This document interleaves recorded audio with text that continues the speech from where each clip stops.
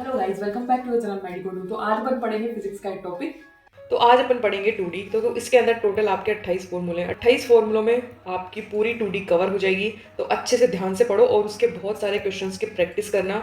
इससे बाहर आपके कुछ नहीं आने वाला, ये मेरी गारंटी है। चलो पहले नंबर से स्टार्ट करते हैं। तो देखो, सबसे पहले आपको ये वाला डायग्राम समझना है। इसमें क्या है एक्चुअल में, ये आपका पॉइंट ए है धरातल पे और पॉइंट डी भी आपका धरातल पे है। पॉइंट बी आपका किसी हाइट पे है और पॉइंट सी आपका मैक्सिमम हाइट पे, आप बोले मिड पॉइंट पे है। ठीक है, चलो ये यहाँ से कोई पत्थर आपने फेंका और वो गिर के यहाँ डी पे गिरा। तो इसकी ये वेलोसिटी आपने कितनी दी उसको u, तो इसका ये वाला कंपोनेंट, ये वाला घटक कितना होगा u है, और इसका ये वाला घटक कितना हो जाएगा ux। ठीक है, ऐसे यहाँ पे कोई उसकी वेलोसिटी रहेगी v। ठीक है, तो इसका हॉरिजॉन्टल कितना हो जाएगा vx और वर्टिकल vy। ऐसे ही पॉइंट c पर इसका कोई भी वर्टिकल घटक नहीं रहेगा, ओनली और ओनली vx होगा। ठीक है, क्योंकि पूरा का पूरा वेग किस साइड में है, हॉरिजॉन्टल साइड में। तो यहाँ पे वी वाई कंपोनेंट जीरो हो जाएगा और जो एक्स कंपोनेंट है वो किसके इक्वल हो जाएगा, यू कोस थीटा की।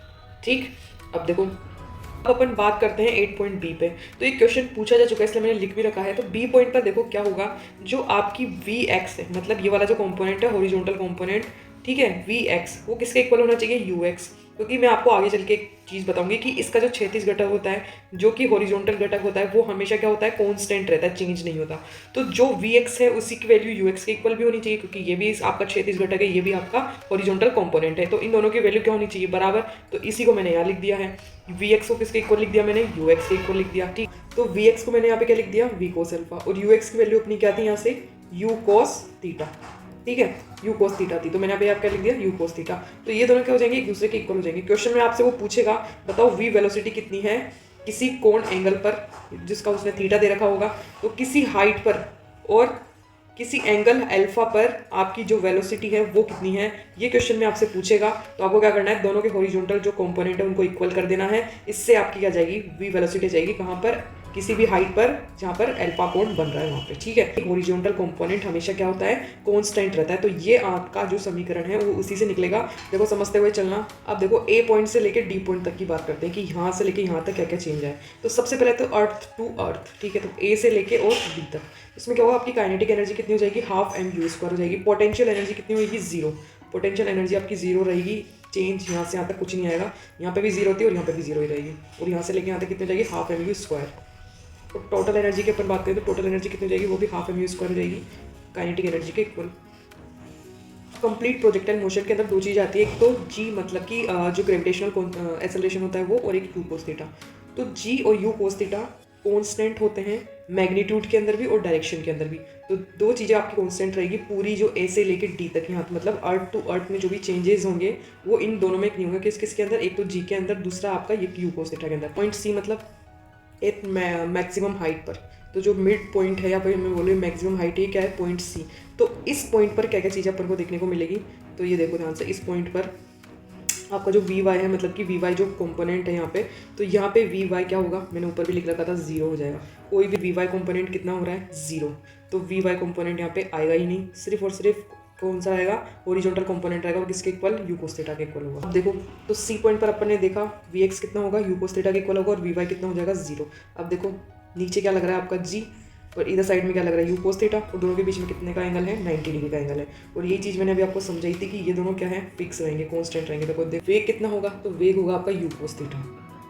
कौन से पॉइंट पे, सी पॉइंट की ही बात कर रहे हैं अभी अपन। तो सी पॉइंट पर क्या होगा, वेग कितना हो जाएगा आपका, यू कोस थीटा हो जाएगा। और संवेग की बात करूँ, मोमेंटम की बात करूँ, तो वो कितना हो जाएगा, एम यू कोस थीटा, या मैं बोलूँ एम इंटू वी एक्स। वेग आपका क्या होगा, मिनिमम होगा कहाँ पर, सी पॉइंट पर। काइनेटिक एनर्जी की बात करें तो कितनी हो जाएगी, half M U square into cos square theta.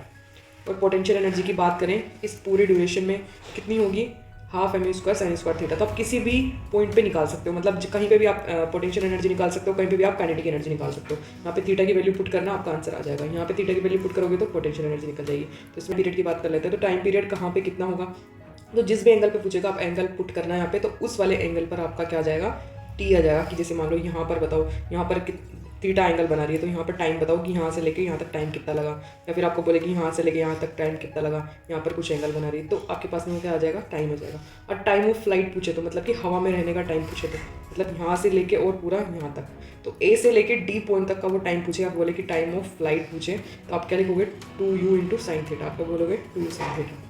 तो यहाँ से एक चीज़ देखोगे, यहाँ पे जो टी है किसका प्रोपोर्शनल हो जाएगा, यू साइन थीटा के। 100% into del U upon U into 100% करोगे कब, जब आपके पास में एरर 5% से कम हो, कब? जब आपके पास में एरर 5% से कम हो तब आपको ये चीज़ें करनी है, ये फॉर्मूला लगाना है। तो हाइट आपकी कितनी होगी, you square sine square theta upon 2g, height इसके इक्वल हो जाएगी। यहाँ पे आप थीटा की वैल्यू पुट करोगे तो आपके पास में हाइट निकल के जाएगी। और हाइट मैक्सिमम कहाँ पर होगी, height theta equal to 90 degree पर, तो 90 डिग्री पर आपकी मैक्सिमम हाइट होगी। अब ये देखो, अगर कोई व्यक्ति यहाँ से पत्थर फेंक रहा है, मान लो इस तरह से A B और C, पर सबकी हाइट सेम है। कंडीशन क्या है, हाइट सेम है, तो क्या होगा, यू साइन थीटा भी सेम होगा। अभी अपन यहाँ पे यही तो सीखा था कि अगर हाइट सेम होगी तो आपका क्या होगा, यू साइन थीटा भी सेम होगा या नहीं होगा, क्योंकि इसके प्रोपोर्शनल होगा। कौन, हाइट यू साइन थीटा, तो आपका क्या होगा, यू साइन थीटा भी सेम होगा। ये क्वेश्चन पूछा जा चुका है, बाय द वे क्वेश्चन है जो PYQ में भी आ चुका है, और आपके बहुत सारे जो आप प्रैक्टिस करोगे प्रैक्टिस पेपर्स में भी आपको मिलेगा, और साथ में आपके टेस्ट सीरीज में भी आपको ये अच्छे से मिल जाएगा, बहुत बार मिल जाएगा। अब देखो हाइट सेम है तो यू साइन थीटा भी सेम होगा, ये पहला ऑप्शन हो गया, ये दूसरा ऑप्शन हो गया, दोनों सेम है, ठीक। और TA इक्वल टू टी क्या होगा, यू साइन थीटा के प्रोपोर्शनल होता है या यू साइन थीटा के समानुपाती को होता है, कौन, टाइम पीरियड या T। तो अगर यू साइन थीटा सेम है तो आपका टाइम पीरियड भी सेम हो जाएगा। तो यहाँ से क्या आ जाएगा अपने पास में, TA बराबर TB बराबर TC, तो तीनों टाइम पीरियड एक दूसरे के इक्वल हो जाएंगे। तो ये तीनों रिलेशन याद करना है, तीनों रिलेशनों को ध्यान में रखना है, ये क्वेश्चन पूछा जाता है इसलिए। देखो 13 नंबर का, मान लो कोई एक पर्सन है, इसने कोई बॉल फेंकी और वो उसने कैच कर ली। कौन से पर्सन ने, पर्सन नंबर B ने, A ने फेंकी और B ने कैच कर ली, और ये किसकी हाइट कितनी है, H। तो हाइट अगर आपको निकालनी है तो हाइट कैसे निकालोगे, GT स्क्वायर बाई 8, या आप फॉर्मूला लगाओगे तो आपकी क्या निकल जाएगी, हाइट निकल जाएगी। अब देखो R की वैल्यू क्या होती है, UX इंटू T, R यहाँ पे क्या है, परास, मैं बोलूँ में क्या है, रेंज, आएगा 2 into you cos theta into you sine theta upon G। एक फॉर्मूला तो आपका ये हो गया। दूसरा आपका क्या हो जाएगा, R is equal to U square into sine theta sine 2 theta upon G, तो U square into sine 2 theta upon G आपका रेंज का फॉर्मूला हो जाएगा। इसको हाईलाइट कर लेना, अच्छे से याद कर लेना। देखो R मैक्स कहाँ होगी, 45 डिग्री के एंगल पर होगी। अगर R मैक्स और H मैक्स दोनों दे रखी हो तो आपको कौन सा फॉर्मूला लगाना है, R max by 2, height max की वैल्यू क्या हो जाएगी, R मैक्स अपॉन 2। अब कंडीशन क्या है इसमें, पहले H मैक्स फेंके, मतलब मान लो उसने मैक्सिमम हाइट तक फेंक दिया, फिर बोले आर मैक्स बताओ कि इतनी हाइट पे अगर वो चलेगी तो आर मैक्स कितनी होगी, तो ये इस वैल्यू से, इस फॉर्मूले से आपकी वैल्यू निकल जाएगी, आंसर आ जाएगा। अगर आपसे वो पूछे इफ एनी एंगल, कोई भी आपको एंगल दे रखा हो रैंडम एंगल, और वो पूछे कि बताओ रेंज बताओ, तो आपको ये फॉर्मूला लगाना है। जैसे आप इनकी वैल्यू पुट करोगे तो आपके पास में रेंज निकल के जाएगी। रखना पे मैक्सिमम नहीं है, ये भी मैक्सिमम नहीं है और ये भी मैक्सिमम नहीं है, जबकि पिछले वाले फॉर्मूले में ये भी मैक्स था और ये भी मैक्स था। तो अगर आपको रैंडम कोई दे दे तो आपको ये वाला फॉर्मूला लगाना है, 4 cot इंटू थीटा। दोनों का टाइम पीरियड अलग अलग, क्योंकि इनकी हाइट भी अलग है तो यू साइन थीटा भी अलग होगा, तो इनकी टाइम पीरियड भी अलग अलग होगा। अब देखो अगर आपको रेंज निकालनी तो आपको फॉर्मूला क्या लगाना पड़ेगा, half G into T1 into T2, ये आपको फॉर्मूला लगाओगे। अगर आपको वो बोले कि इनिशियल वेलोसिटी बताओ तो आपको फॉर्मूला ये लगाना पड़ेगा। हाँ मान लो सेम इसने इसी तरह से फेंका वापस, तो उसकी हाइट भी अलग होगी, अभी मैंने आपको बताया यहाँ पे, तो यू साइन थीटा अलग होगा, तो यहाँ पे टाइम पीरियड भी अलग अलग है, और यहाँ पे हाइट भी अलग अलग हो जाएगी, ठीक है। तो हाइट अलग अलग है तो उसका फॉर्मूला क्या अपने पास में क्या निकल जाएगा, R is equal to 4 under root of H1 into H2। अगर आपको रेंज निकालना है, टाइम पीरियड की फॉर्म में निकालनी है तब तो आप ये फॉर्मूला लगाओगे, अगर आपको हाइट की फॉर्म में निकालनी है तब आप ये फॉर्मूला लगाओगे। तो आपके पास अगर हाइट को जोड़ दे अपन तो वो किसके इक्वल हो जाएगी, यू स्क्वायर अपॉन 2G। तो अगर आपको यू निकालना हो तो इस रिलेशन से आपका यू भी निकल जाएगा। तो 20वें नंबर पे क्या दे रखा है, मान लो किसी पत्थर को आपने यहाँ से यहाँ पे फेंका, तो धरातल से धरातल तक, मतलब यहाँ से यहाँ तक, तो एट पॉइंट डी पॉइंट पर काइनेटिक एनर्जी का चेंज कितना आएगा, ए से लेकर अगर अपन डी तक की बात करें तो काइनेटिक एनर्जी आपकी कितनी हो जाएगी, 0। कितने वेक्टर कितना हो जाएगा, you cos theta I cap minus you sine theta J cap. ये ए था और ये बी था, इनके बीच में क्या परिवर्तन हुआ, या फिर जो भी चीज़ें हैं काइनेटिक एनर्जी, वेग, चाल, सब बताओ। तो आपको क्या करना पड़ेगा, देखो वी एवरेज अगर आपसे पूछ ले, औसत वेग पूछ ले आपसे, तो आप फॉर्मूला क्या लगाओगे, u/2 into under root of 1 + 3 cos square theta भी है। तो इससे इसके बीच में अगर आपके चाल में परिवर्तन पूछ रहा है तो वो कितना हो जाएगा, you cos theta minus you cap. अगर वेग में परिवर्तन पूछे तो यहाँ से लेके यहाँ तक कितना हो जाएगा, minus you sine theta J cap. अगर आपसे ए हो गया ये, ठीक है, ये हो गया आपका बी और ये हो गया आपका सी, तो ए से लेके सी के बीच में परिवर्तन पूछ रहा है, कहाँ से, यहाँ से लेके यहाँ तक के बीच में परिवर्तन पूछ रहा है, तो चाल में परिवर्तन तो कितना आ जाएगा, 0। कितना, 0 आ जाएगा। वेग में परिवर्तन कितना आएगा, -2u साइन थीटा इंटू जे कैप। ध्यान रखना यहाँ पे वेग पूछेगा तो क्या बोलोगे आप, यू कोस थीटा, कितना, यू कोस थीटा। वो आपसे पूछेगा तो आप बोलोगे del P equal to -2u sine theta. प्रक्षेप्य पथ का समीकरण पूछा जाए तो आप लिखोगे y equal to x tan theta into 1 - x upon r। अब देखो y आपका कितना हो जाएगा, ये हो जाएगा, ये जो है आपका कितना है, y है, और ये कितना है आपका x है, ठीक है, और ये थीटा है, तो यहाँ पे क्या जाएगा, y equal to x tan theta into 1 - x upon r। दूसरी समीकरण क्या हो जाएगी, x tan theta minus gx square upon 2u square cos square theta.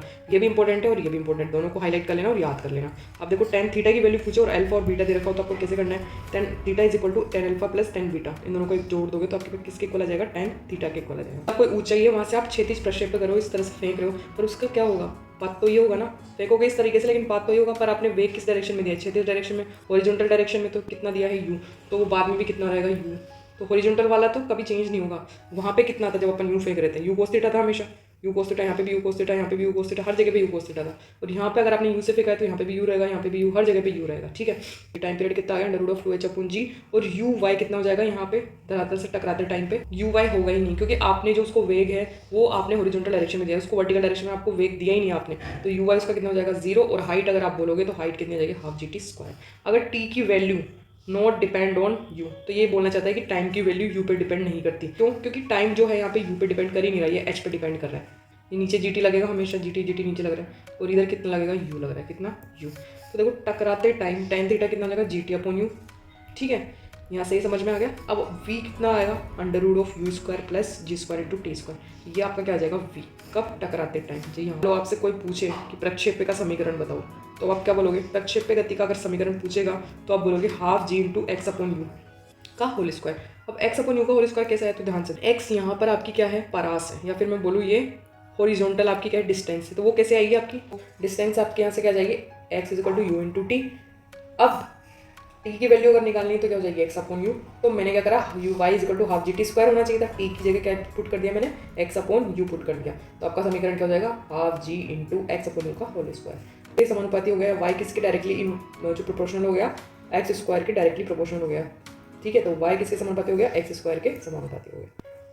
अब देखो इससे क्वेश्चन बनेंगे आपके, इसलिए मैंने लिखा है, इससे आपको वो क्वेश्चन पूछेगा तो आपको ये वाला जो है रिलेशन वो पता होना चाहिए, ठीक है।